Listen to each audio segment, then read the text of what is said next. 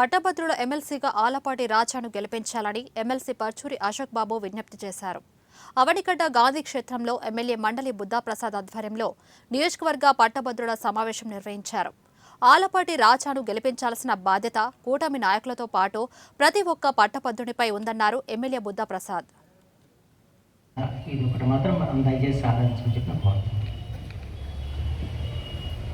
ఎందుకంటే మనకి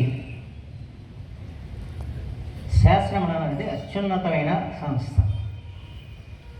మేమంతా కూడా మీ ద్వారా శాసనసభకు ఎన్నికవుతాం. కానీ శాసనమండలి కేవలం 58 మంది సభ్యులతో కూడింది అయినప్పుడు కూడా అది పెద్దల సభగా గుర్తింపబడింది. అలాగే రాజ్యసభ, పార్లమెంట్లో Lok Sabha, Rajya Sabha అత్యున్నతమైనది.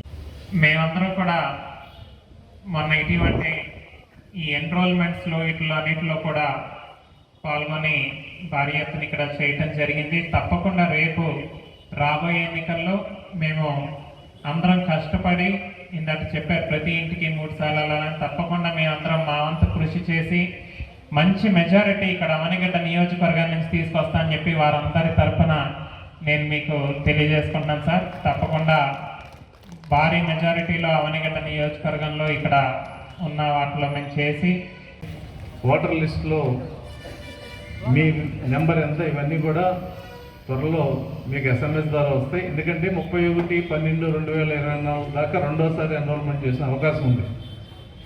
First week off జనవరిలో ఫైనల్ లిస్ట్ వస్తుంది. అది రాగానే మీ అందరికి కూడా మీ పోలింగ్ స్టేషన్ ఎక్కడుంది, మీ ఎన్రోల్మెంట్ నెంబర్ ఎంత, ఇవన్నీ కూడా మీకు SMSలో వస్తాయి.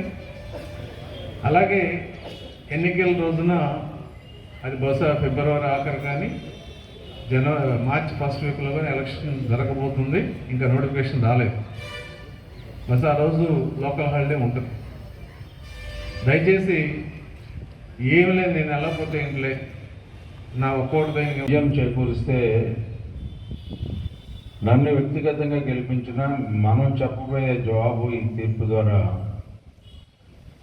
ఒక మంచి ప్రభుత్వానికి మరొకసారి మన భావాల్ని మద్దతు ఇచ్చినట్టుగా